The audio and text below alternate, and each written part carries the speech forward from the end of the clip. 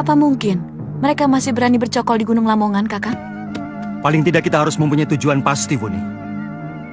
Kalau mereka sudah pindah, dari sana kita bisa menyusuri jejak kaki mereka. Ya. Ya. Ya. Ya.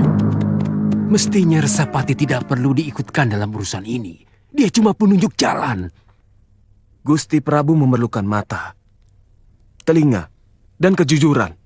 Meskipun dia hanya penunjuk jalan. Saya tidak mengerti. Orang luar malah dijadikan saksi. Segalanya jadi serba tidak jelas. Betul, Halayuda. Seperti juga kedudukanmu di sini. Juga tidak jelas. Kamu telah melangkahi kewenangan para rakyat di sini. Di mana sebenarnya wilayahmu? Semua masalah seolah menjadi tanggung jawabmu. Dari masalah Ranggalawe, juga Paman Sora. Semua kamu yang menyelesaikan. Dan selalu berakhir dengan darah. Pembunuhan. Penyingkiran. Apa sebenarnya maumu? Maaf, kalau saran-saran saya dianggap sebagai ikut campur tanggung jawab orang. Tapi asal Kakang tahu bahwa sebagai anggota Mahamantri Kartini, saya punya hak untuk memberikan nasihat kepada semua rakrian, termasuk Tuan. Hak ini diberikan langsung oleh Sang Prabu. Setahu saya, Mahamantri Kartini baru menjadi sebuah rencana. Kalau Majapahit berkembang menjadi semakin besar, dan hak itu pun hanya sebatas pemberian pertimbangan. Tidak langsung turun tangan seperti apa yang kamu lakukan selama ini.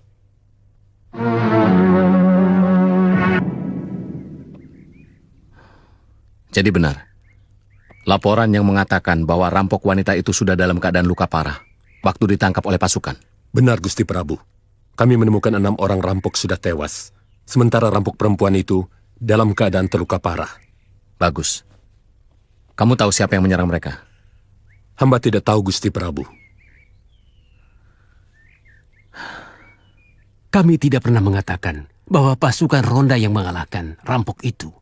Tapi yang jelas, kamilah yang menangkap Dewi Sambi itu dan memenjarakannya. Kalian memang tidak mengatakan kalau kalian sudah berhasil meringkus para perampok-perampok itu. Tapi kebanggaan kalian, keberhasilan kalian yang terlalu berlebih-lebihan, memberikan kesan bahwa kalian sudah memberikan jasa yang luar biasa besar. Meringkus gembong perampok. Ampun, Gusti Prabu. Mungkin kami sedikit berlebihan. Tapi kami bukanlah pembohong. Kami bersumpah untuk menangkap kembali mereka dan menyeret mereka ke tiang gantungan. Buktikan kata-katamu, Wahana. Demi harga diri Majapahit yang sudah kalian coreng.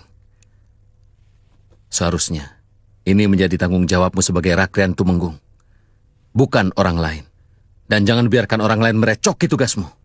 Baik, Gusti. Nambi merasa tindakanmu telah menghalang-halangi kiprahnya di hadapan Gusti Prabu.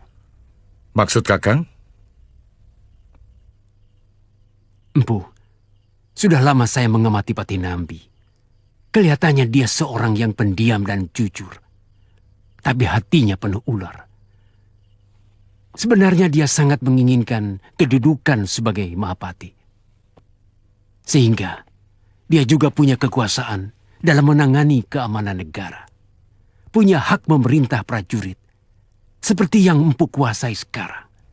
Sayangnya, jabatan seperti itu belum diperlukan oleh negara baru seperti Majapahit ini. Tapi, saya tidak pernah melihat tanda-tanda seperti itu dalam tindakan Kakang Patih sehari-hari. Itulah hebatnya Nambi. Dia mampu menyimpan semua keinginannya di dalam hati.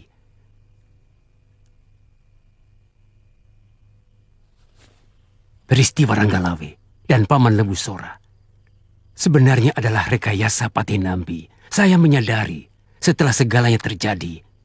Bodohnya, saya sangat terpengaruh dan ikut-ikutan membantu dia menangani semua persoalan itu.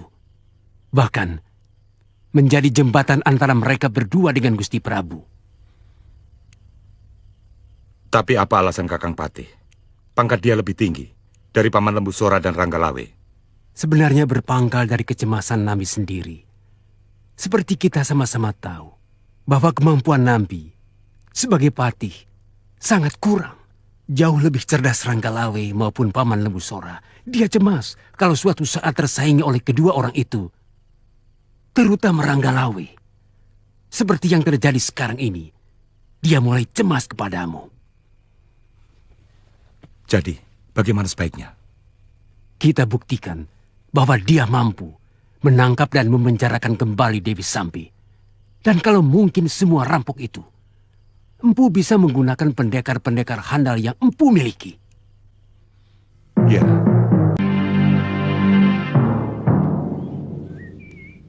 Saya masih penasaran dengan pendekar bersyair itu. Saya harus melatih jurus-jurus tapak bisa saya. Saya harus membalas kekalahan saya, Kakang. Terus terang, pendekar itu memang luar biasa. Dia mampu mengerahkan tenaga dalamnya, hingga suara syair yang dilantunkannya mampu mengganggu semua saraf yang berada dalam pikiranku. Saya kira kita harus segera pindah dari tempat ini, Kakang. Untuk sementara, tidak perlu.